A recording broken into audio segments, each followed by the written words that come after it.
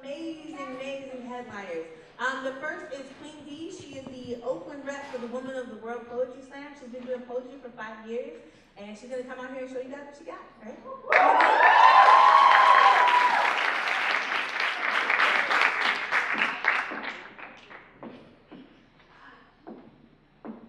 How you doing?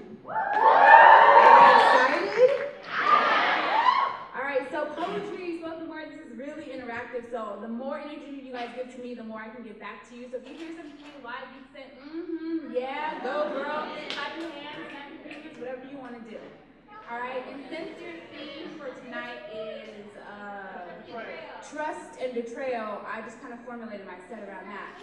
So my first poem, Trust and Betrayal, the Family Friend.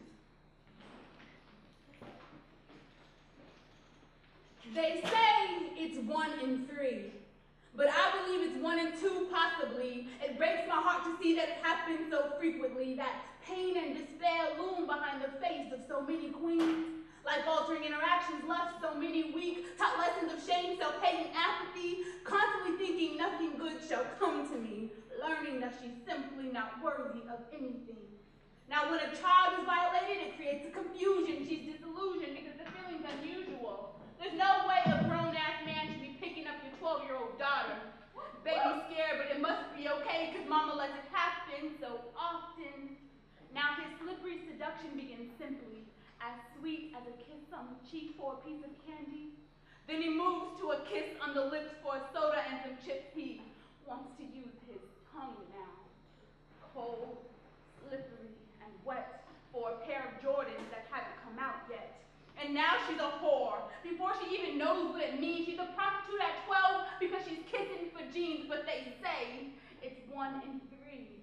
And soon she'll learn that this is wrong, but she'll be filled with guilt and shame because her violated her for so long, so she declares herself a sinner and figures she's going straight to hell. Well, if hell's where I'm gonna go then, oh well, why live life doing right? Mama never taught repentance or that the body was a prize, so failing to find frailty in her future, she finds freedom in fucking, sucking, touching, rubbing, and it's nothing to her. She only mattered to the ones who wanted some, and the only ones who told her she was beautiful were the ones who wanted to come. So she learns that men are useless, and she learns to use them just like they used her. Unacceptable or not, she's rotating cocks like a clock trying to get what they got. Money, cars, and clothes, like it or not, she's fucking for compliments.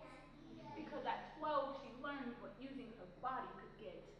So don't judge that hood rat, because you never know where she's been touched at. And don't talk about that prostitute, because you never know how many ways she's been used. Don't criticize that video, ho, because you don't know what she grew up being showed. Don't gossip about that ripper or runner, because you don't know how old she was when she learned to go down under. Don't ridicule that stripper, because you don't know who stripped her, who touched her, who rushed her, who molested her, got aggressive with her, raped her, date raped her, forced his way with her. Don't judge them, because you don't know how it be. From confident divas to frigid shy queens, corporate executives to the lady bagging your groceries, straight A students to suicidal teens, the statistics say it's 1 in 3. So all that means is it could be you, or me.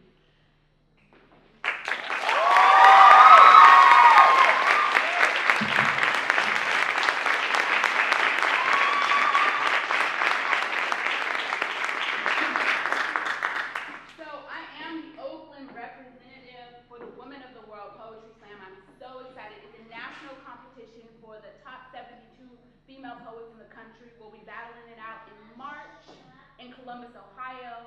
I am selling CDs. I have CDs in the back tonight just so you guys help and support me get into Columbus so I can represent the Bay.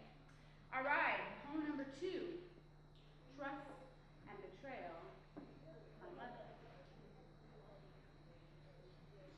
I used to try on mommy's jeans just to see how they fit on me. They were always too big for me, but I knew in my heart that it was mommy's jeans that would help me be the best mother that I could be.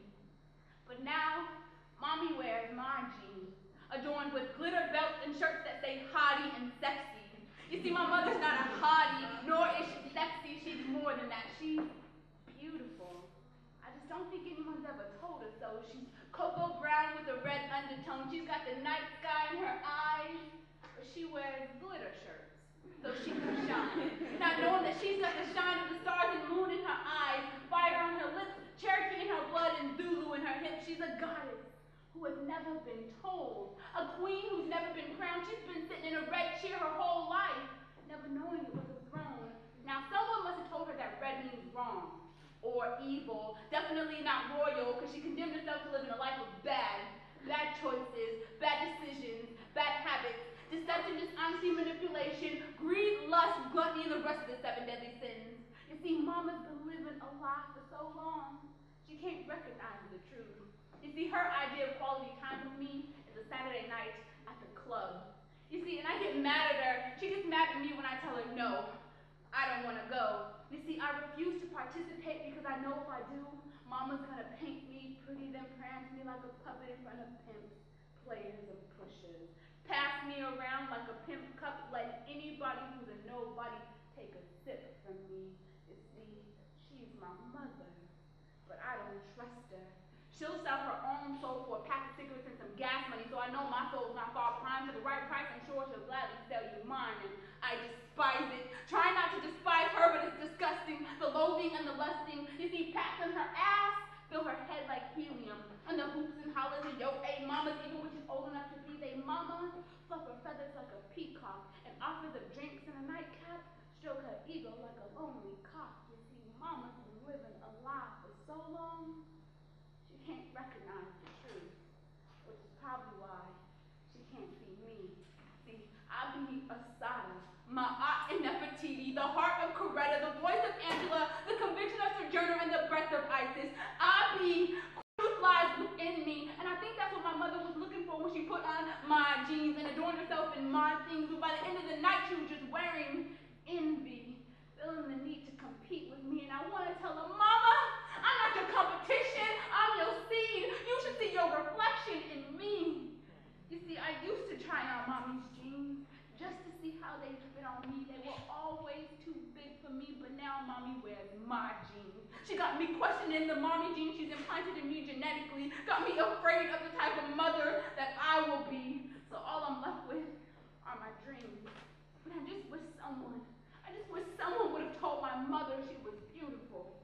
Because maybe then she would have told me.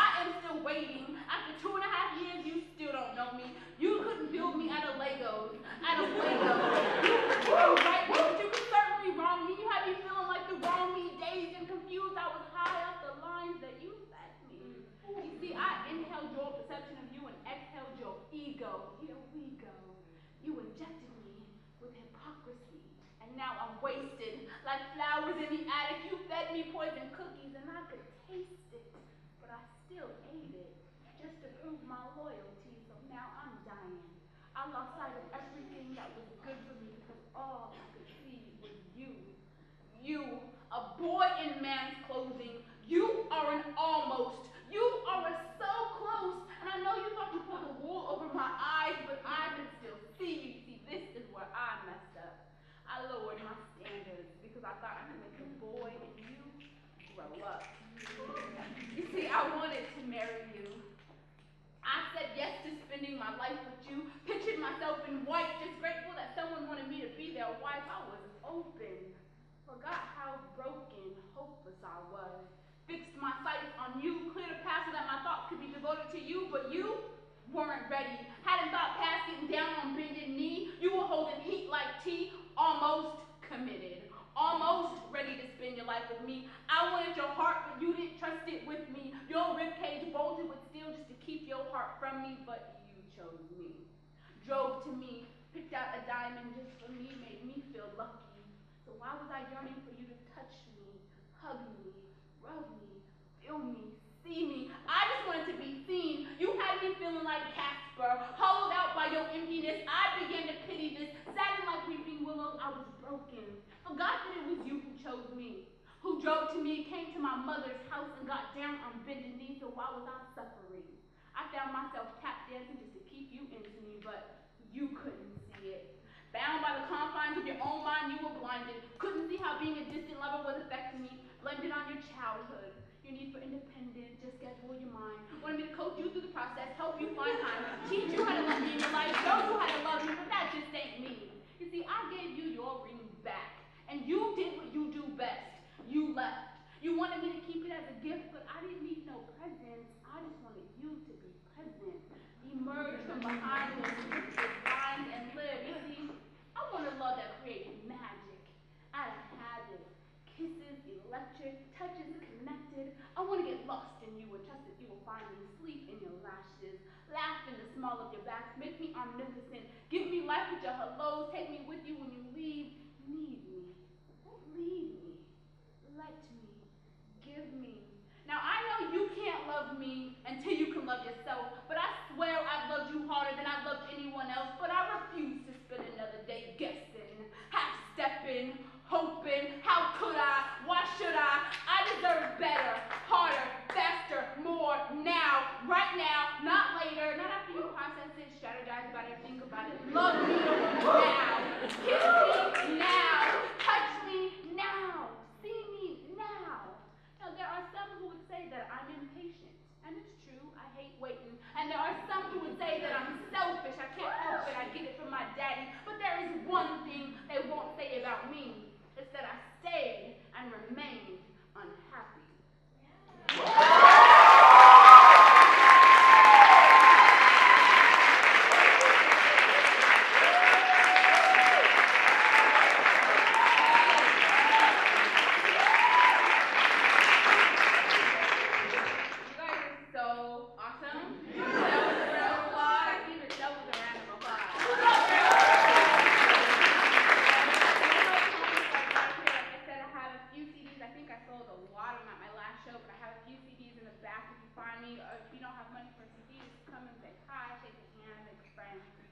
We could be Facebook friends too. Alright,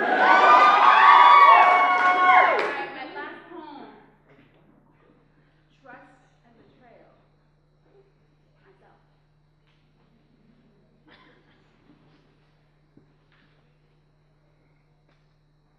One, I saw a billboard that said, every 9 minutes a person contracts HIV. Pointing crooked fingers at gays, down low brothers and drug addicts, I rock climbed to the top of my soapbox, spewing disgust like broken sewer lines, finding faults like the California coast as I coasted down MacArthur Boulevard. This has nothing to do with me. Two, there was something about the blame that swaddled me like a newborn, a mother's kiss to the foot of my mountain, blinded by the way my square peg fit in that round hole. But as a 29-year-old single black woman with burned bras and an itch for sexual liberation, I walk daily with bullseyes hanging from my shoulder blades, target practice for those with daggers for tongues, awaiting with sweet smiles and snarling teeth for my yes. AIDS is the leading cause of death for black women 25 to 34. 50% of all new HIV diagnoses are black people, even though we only make up 13% of the population. Condoms are 99.9% effective in preventing HIV if used properly, and 0% effective if you are too afraid to ask him if he has one. Woo. 4. My recent breakup left the Sahara Desert in my chest. The mirage of my self-worth seemed to disappear as I approached it. I cried an ocean of lonely on my pillowcase, praying for someone to break the caution tape I used to outline the place that he used to sleep. 5. When his head felt home between my breasts, I didn't seem to mind that I didn't know his last name. Within seconds, his fingers snake charmed my panties down to my ankles, my hips, mystified by his tune, spoke a life of promises, and I buried all my questions about his sexual history like a treasure in the back of my throat. I tried to cough them up as he reached for his flesh to my flesh. No, wait, condom, all shouting from behind my eyes, tongue cowering like an abused dog, insecurity skating on a razor blade's edge. Death is blinded by the glare of wanting to be wanted, wanting to feel beautiful, wanting to be connected. 6. It is only after laying in a wet spot of guilt that the fire alarm goes off in my brain. A cemetery of unasked questions appear on the tip of my tongue, and I slither out of bed like a crypt keeper. It is the longest walk from crime scene to cleanse. Showerhead acts as a fire hose, hoping soap and water can wash away my disgust as I watch my prayers to God slide along my body. I know I fucked up. Please forgive me, this was the last time, all quickly spiraling down the drain. 7. I passed that billboard again today. I singing hymns of redemption. There were no soapboxes today, just mirrors where everybody looks like me.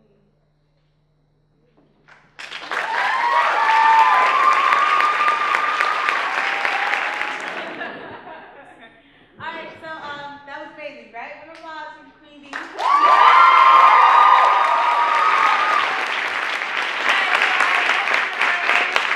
Prentice Powell. I have so much to say about him. He was one of the first poets that inspired me to start even performing my poetry on stage. He also runs a poetry slam on Wednesdays called Mouth Off. I'm sure he can tell you more about it than I can. So if you're down in Oakland on Wednesdays, call me. We can go together. All right. So without further ado, I will let Prentice take the stage. Woo!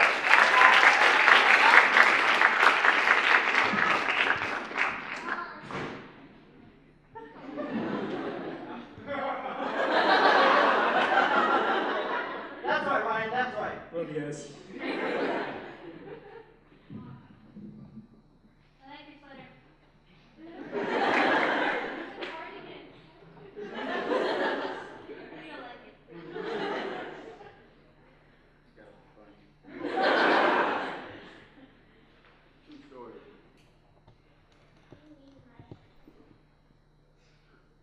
Got his first job at the age of 9 as his dad's right-hand man. He's usually have him working at this car wash in West Oakland over on 33rd and San Pablo. He'd take him to the front porch, have him put on his favorite backpack with the Spider-Man, send him off to the car wash, and you'll run as fast as you can, and oh, how he ran. He ran so fast you could have swore he floated sometimes, like his feet never touched the ground, and how the only sound he heard when he got to the corner on 33rd was like, "What's up, little man? You got that backpack?" And this became somewhat routine for little man. He swore he could do it with his eyes closed. Hell, it was almost robotic. He just knew he was doing big things back then until he found out later on in life his dad had him transporting street narcotics. And when little man found this out, it brought tears to his eyes, but he wouldn't be able to let his father know this because the feds would get to him before he did, and saying quitting would happen for the next 7 years of his life. And being so young at this age, little man didn't know how to take it, so he had to set up to collect calls behind prison walls, his father calling him every year on his birthday, letting him know that he wouldn't be able to make it. Well, I guess it's safe to say when it came to his life and his father, life was obviously no party. Especially considering the fact that next time he would see his father, it'd be 6 years later in the UC Davis Medical Burn Unit, his father would have 30-degree burns on over 98% of his body. And this made it hard for little man growing up in the area where cats get smacked up for smack and jacked up for crack. He walked around stomping on four-leaf clovers because he didn't believe much in luck. I mean, 13 years old and still a virgin, yet somehow already feeling fucked. Fucked in the game. And to make it even harder, he was named after his father, so he cringed every time he heard his first name. Being so fed up, yet still having to keep his head up without walking around looking down at the ground, or subconsciously he was mad because his father wasn't around, or having his society tell him he couldn't, meanwhile saying, yes I can, without your father being there to pat you on the back and to hold your hand, or getting pulled over for the first time when you were 15 years old and your mother trying to explain to you what was going on, but still you didn't seem to understand, but he didn't seem to understand. He said, my mother couldn't teach me everything. Mad because I'm letting my feelings get into this, because I told myself when I wrote this poem that this poem was supposed to be about somebody named Little Man. The truth is, Little Man is me. Little Man is every kid that paid more attention to them bleachers and what they were supposed to be doing on the football field or basketball court because you said you were coming. He's every kid that just knew you were coming to his 14th birthday party because you hadn't been to one in the last 6 years. He's that kid with the aerosol can in his hand spraying curse words on the side of school buildings and sending candy from the local liquor store.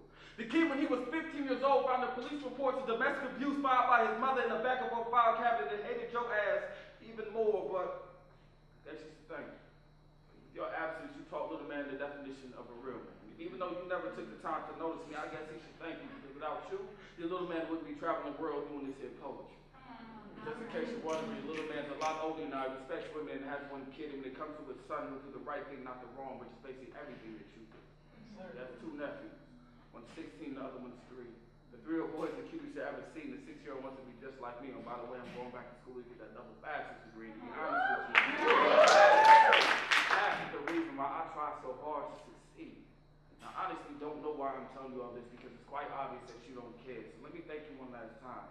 Okay? Thanks for not being there.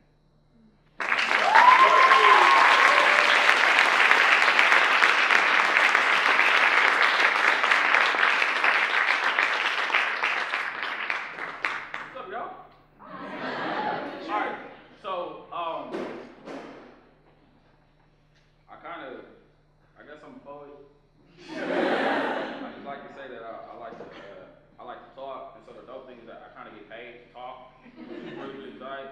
I'm not saying that to be like, oh, I get paid to talk. I'm saying that because I really like to encourage everybody to utilize the power of their voice. Yes. I think it's so essential. Like, however you do it, you may not be a rapper, an MC, a poet, a public speaker, whatever, but to use the power of your voice is like one of the best, one of the best gifts you could ever have. I remember one time in college, we had a experiment where we had to not talk for 8 hours. How? Alright? Like, how the fuck do you supposed to not talk? Ear 'em up.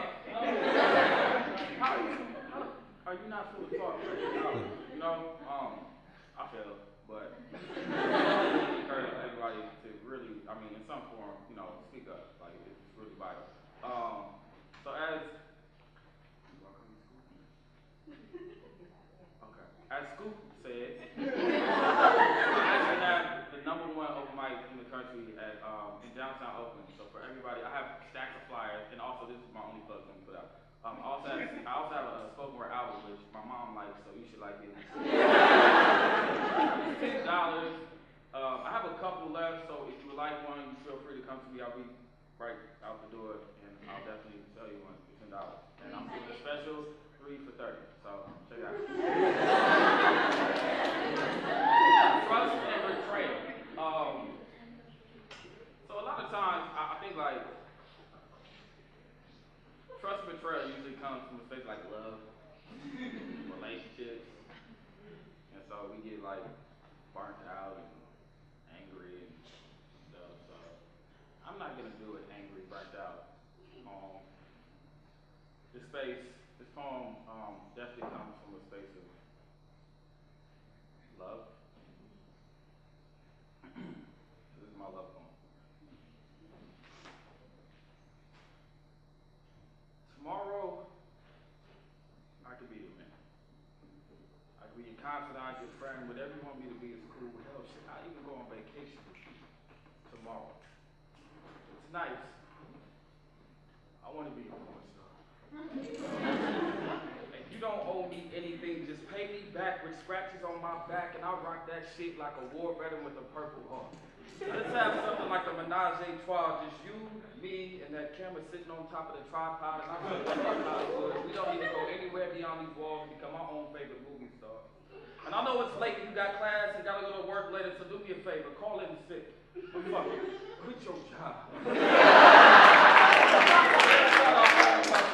With a series of sex tapes that makes Ray J's and Kim Kardashian look like Sex 101 for dummies. And I know coming from me, this shit may sound funny, but I am so sincere. We can go to San Francisco and hit the glass elevator to St. Francis Hotel and do it right there with one of the dopest views of the city you have ever seen. And since we got both fans in hip hop, we call it the booth.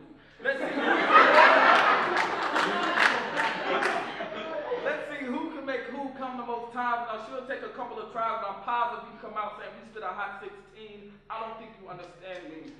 I want to be a porn star. And I don't care if people stare, but if it's too much for you, we can go back to the bed. I just need you to sit back, relax, and spread your legs, and please don't worry about me. The good thing about me and my sheets is I come with a built-in bib, which is the whole reason I'm growing out my chin hairs. I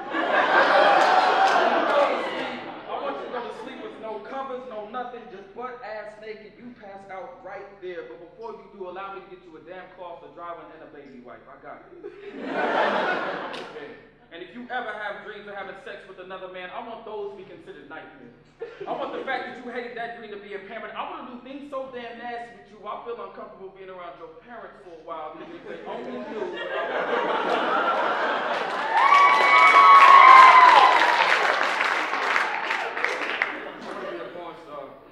Call me Carl Thomas. So emotional. When you're here, I'm happy, and when you're gone, I'm singing, and I wish I never met her at all. Flip the script on me. Have me rolling over in bed after sex talking about, so, what are we? I mean, are we together, or, you know?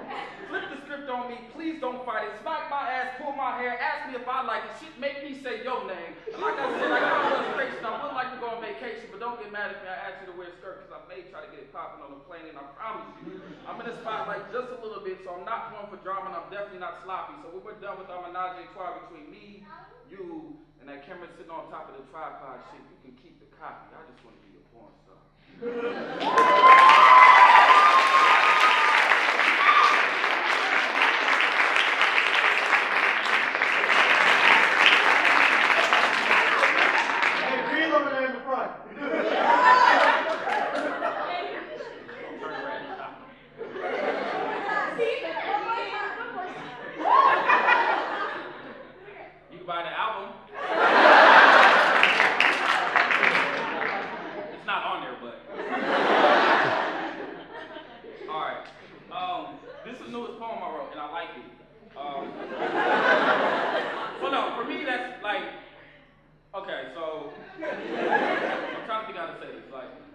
Sometimes as an artist, I think, and when you start doing this as a career, you write things, and sometimes you don't necessarily.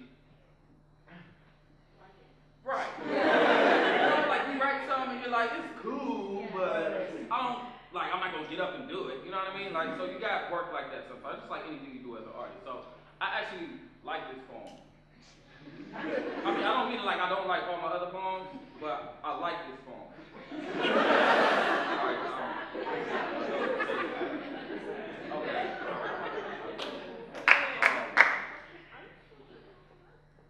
If the system could talk, the system would tell you that there is no you. There is only who I want you to be. From your latest cell phones to the style seen in your most recent video and my implementation of your swag. If you can't brag about how many women you have or the $200 denim on your ass, you are worthless. Your purse is not hot if it is a fall edition and we are in the winter. And as long as your kids have Jordans on their feet, it is okay if they have to eat top ramen for a week. Your check is in the mail. You fail at becoming grown men, so you don't bother with your younger ones. Give them to me, I'll program them to Viacom. Have them growing up with a single mom and no males to emulate and wonder why so many begin to have a twang in their speech and a switch in their hips and download the defense that is nothing but false self-confidence shown through them being overly flamboyant. Your misguided women want nothing but diamonds or Fendi, or a gay black man as a friend, because to them it is not a lifestyle, it is trendy.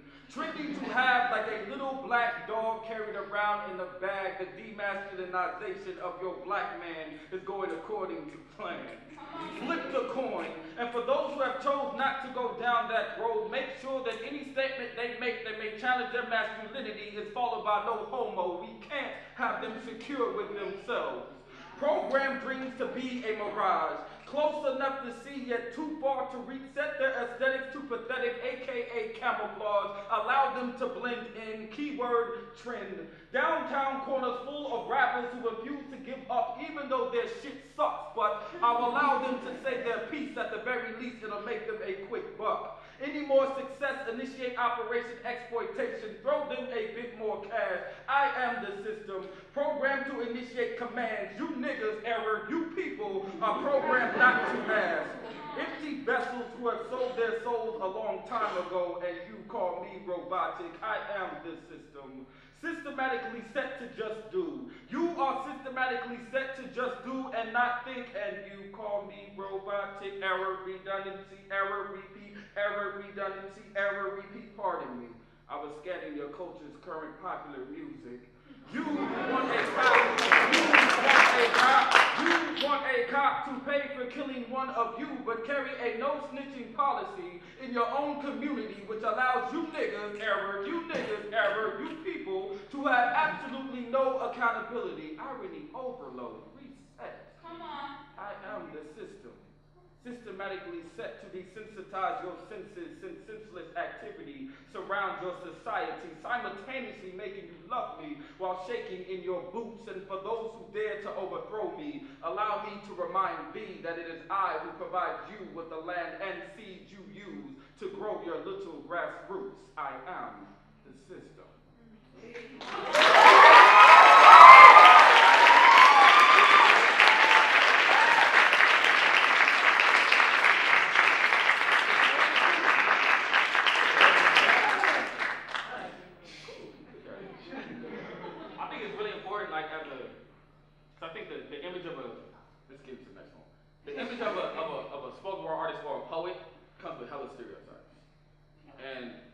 One of the most important things at this point in my career is to make sure that I maintain being me.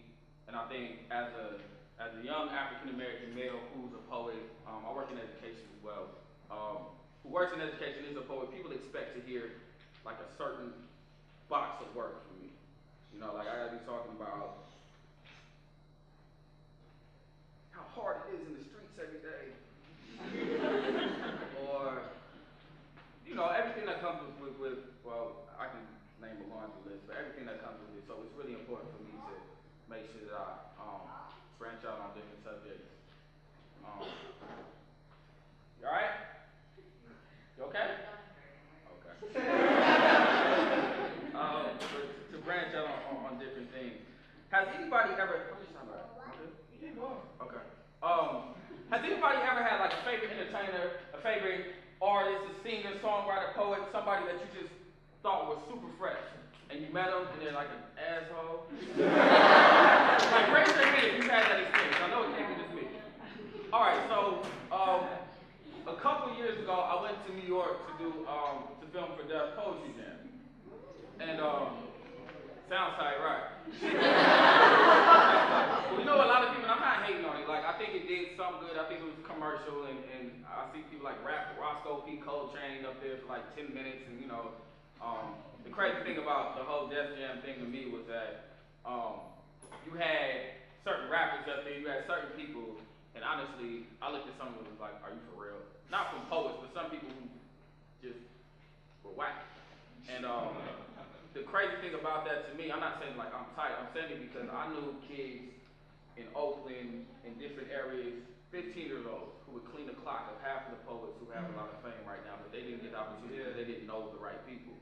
So, and I thought it was also interesting how they give you a $600 check, and then 4 months later, they send you a bill for $1,300, telling you that the work that you do, they want the rights to, so they can do whatever they want with the work. So, I kind of said F that, got into a little legal trouble, but I went on a tangent just now. I'm gonna come back. But this poem was inspired after that experience and just, kind of thinking about meeting some of my favorite poets over the years, like being able to travel and meet a lot of them and some of the responses that I got. So if you ever see me anywhere, say hello, what's up. Promise I'm not gonna be like, who the hell are you? I won't do that unless I really don't know who you are, but I won't say who the hell are you. All right, here we go.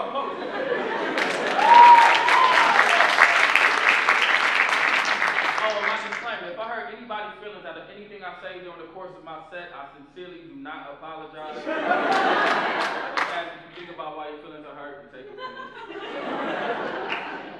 Question. I'm distracted so easy, man. All right. Can somebody tell me when a lot of these poets decided to become modern day superheroes? Cartoon characters. Transformers. Autobots by day and Decepticons on the mic. And how many of us really believe in the things we write rather than write what we think people will believe? And when we realize that this is a movement to be satisfied with just being ourselves and go back to getting creative and stop repeating ourselves, for instance. Dear bitter black women poets, I realized after the last 10 poems you did that you've been hurt.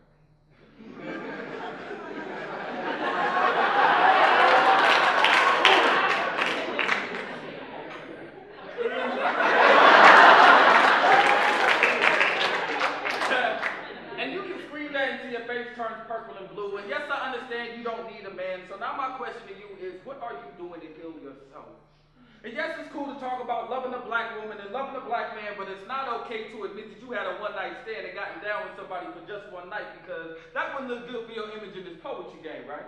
I mean, just think what these people would do if they knew us poets were actually human.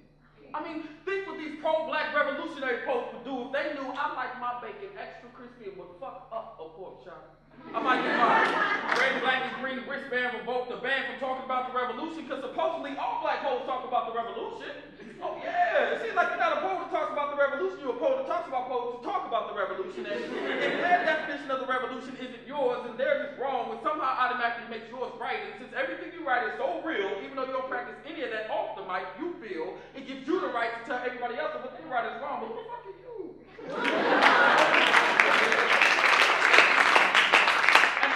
A humble poet, I've been had this to say. I'm just tired of some of these poets getting up here and talking about how we as a people seem to have forgotten where we come from, and those are some of the same poets who seem to have forgotten why they started doing this spoken word in the first place.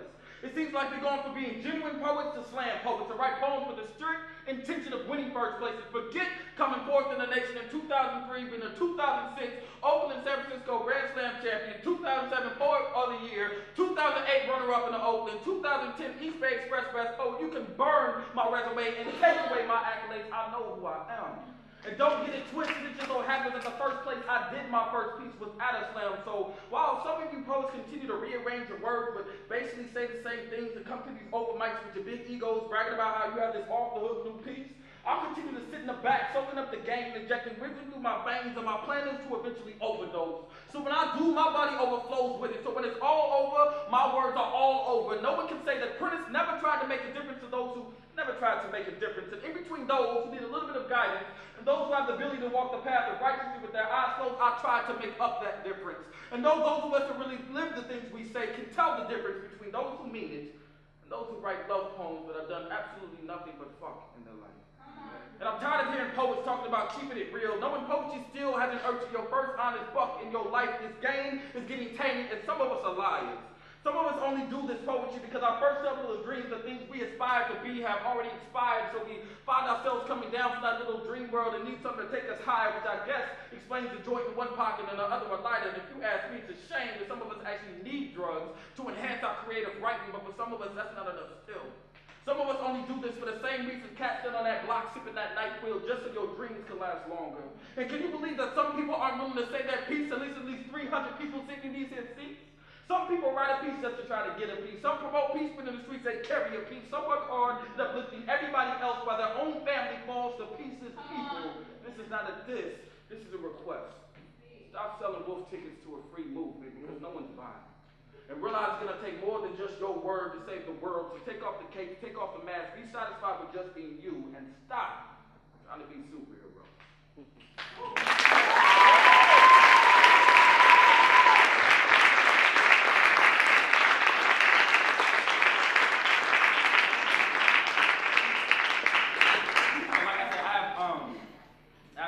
Flyers on me. So for the open mic that I do, can I run around a little bit? Okay. So for the open mic I do, it's at the Air Lounge, which is in downtown Oakland.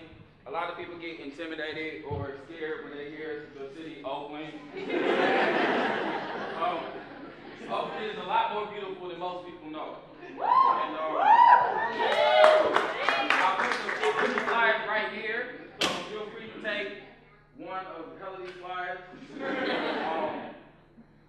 And it's a really nice, it's a nice space.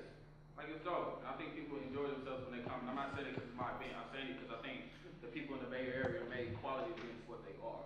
So if we don't support events, and that goes to like this. If you guys don't support quality events that happen at your school, on your campus, that your friends do, that people do, they're not gonna happen. So don't get mad when you think UC Merced sucks because you don't support it. So you can't blame anybody else.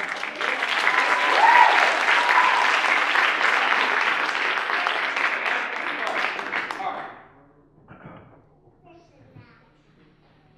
feel so bad for cursing for my son so much. All right, last song.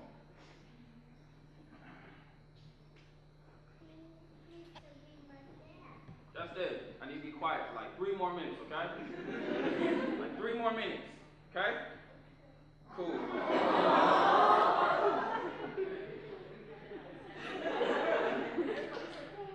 know what I just thought about? Oh no, get started. Come on. What, 3 more minutes?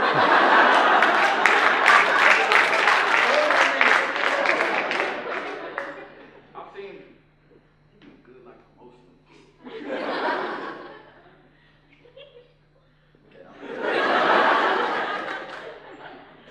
Watch. What does Daddy do? Oh, you're not gonna talk. He's whispering. What does Daddy do? I can't hear you. Yeah. Take a flyer because it's cute.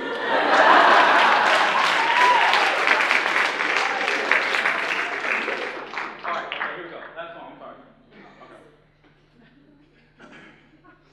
And I mean every word of this. This poem was collected over a course of, I'd say, probably about 6 to 4 months. 4 to 6. And the biggest thing I've struggled with over the last year, I think with the success and the level I'm at with spoken word poetry, just I think in the Bay Area, the amount of attention and things that come with, I think, being in a public spotlight is definitely an adjustment.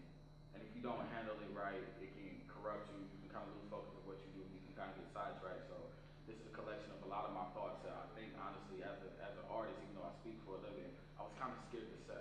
And I finally got to the point where I'm not afraid to say how I truly feel, regardless of how anybody thinks. And people think sometimes that it's so easy to get up here and speak your mind, but it's such a vulnerable experience to get up here in front of people you don't know and allow people to be able to judge you, allow people to be able to criticize you, people to have responses, say certain things. It's such a vulnerable feeling. So please appreciate anybody you ever hear speak their mind.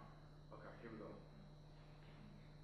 What do you do when you know you're one person in a sea of millions, but still feel as though that you are the answer? When the cancer in your community has never seemed to penetrate your immune system. Trapped on a deserted island with a million people who don't speak the same language, yet still determined to share your story. Tupac and Carlton Banks trapped in the same body. Trapped in an urban purgatory, looking for a neighbor to borrow a cup of sugar from, because Lord knows sometimes we all just need something sweet. Put on a pedestal by people who have never met you. Elders try to live their life through you, tell you to always be you, but won't let you. And the moment you do anything against the image people have created of you without knowing anything about you, they forget you, and you become the same as everybody else. Regardless of how many good feelings as a direct result of you that they have felt, ladies, all relationships don't work out. But automatically to them, they become just another notch on your belt, and you become just another nigga. And ever since your names got a little bigger, you done heard a couple of things, and they must specialize in making women's hearts melt. And there's so much irony in that perception, and it's so hard to keep the faith, but honestly, time after time, I'm approached with that same corny, whack-ass line, excuse me, Prentice. I know you don't know me, but I just want to let you know I really, really like your poetry and love what you have to say. And consider the fact I did multiple poems that night, I asked her which one, and she says, which one? Oh, you know, that one. I wasn't really listening. I kind of forget what you say, but anyway, yeah, anyway. I guess she thought I was in it for the ass, not realizing that my life extends way beyond this mic, and there may be a slight possibility that gaining insight on me does not come from the inside of my bed sheets, but I forgot I can't talk like that. I'm a poet. Those situations can't happen to me. God forbid I be a man with standards and actually have confidence, because those situations are only reserved for R&B acts, actors, and MCs, but truth be told, whether you or I like it or not, this is my reality without the camera.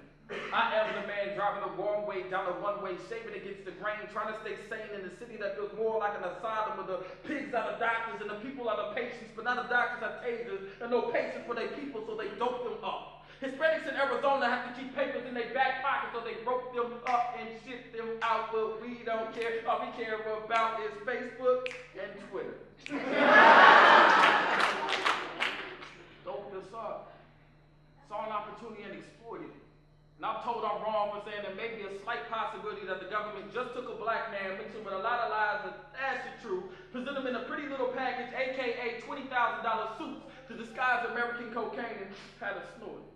They say what's done in darkness always comes to light, which is exactly why I write in the darkness of the night, staring into the black pepper sky with the salty color lights, hoping it'll season this world to make things taste a little better, because lately life hasn't been seeming too fair, and it's all starting to it's all starting to mess with me, and I try to do right when I write, but it seems like people keep testing me. They're trying to take pieces of my soul that I haven't been feeling too whole, so I bring my son to my show so I can still see the best of me, and I remind myself that stress is going to come on this journey to excellence. So will haters, especially when greatness is part of your destiny, and sometimes people are only going to see what they want to see and not take the time to get to know the rest of me, but it's human nature, and that's exactly what people do. So what do you do when you know that you are one person in a sea of millions, but know that you are the answer? You simply be that answer. You simply be you.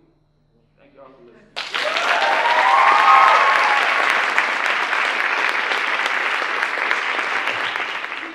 We bigger. We want to thank you first and foremost for coming and joining us. I know on Saturday evening there's millions of other things to do in Merced. Anyways, we wanted to do this show to show you the amazing, amazing talent that we've developed this semester with our spoken word group, HHM Spoken Word Branch. But we also wanted to inspire all of you. This is what you can do with spoken word, this and so much more. So we want to ask, you guys want to come out to our open mics happening in March?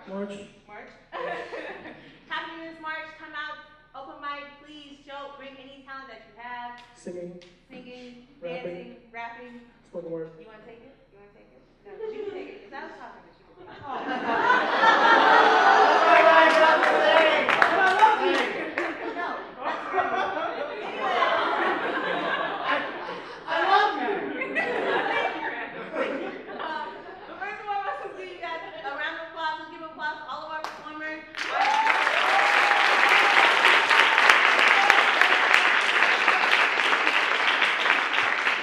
So, may I please have all performers on stage, all HHM officers on stage as well. Special thanks. That means you, Michael. That means you, D-Lo. That means Isabel here. Andy's here. Take a flyer. I'm a flyer! Take a flyer. Special thanks before we get out of here. First, one more round of applause for being such a great audience. Thank you all for being here. So as the rest of our cabinet makes it all the way to the stage, I know some of y'all have known us for the past couple months, and I know some of y'all figuring out HHM. That's a dance group. What the hell are they doing with the spoken word group? Right? Anyways. This is our second installment of a branch. It's a spoken word branch. We're working our ways towards a DJ branch and a graffiti branch, which makes 4. So if y'all know the 4 elements of hip hop, dance, MC, graffiti, DJ. Alright? So we're only two branches there, 2 branches away of being a complete circle. When I took this position 2 years ago, I had no idea what I was getting myself into. I was an amateur considered 3 years ago, then I did sold out poetry. Who went to sold out this year, by the way? Tell everyone how good this event is as well. We are making it annual. It will be back next school year. So hope to see everyone there as much as possible. But other than that, thank you to IT. Give a round of applause for IT. They always do an amazing job. Thank you to OSL, Jim Greenwood, Osmond Farhad, all the way from the back. Thank you to Queen D and Prentice for bringing their talent.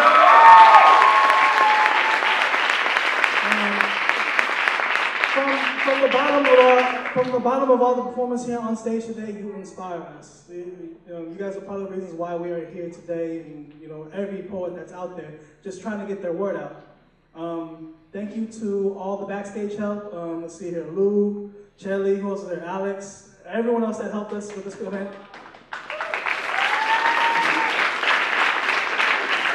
Other than that, please have a great night. Get home safe. In the back will be Queen D and Prentice giving out flyers, selling CDs and whatnot. Check out the posters we posted along these walls with our bios and whatnot.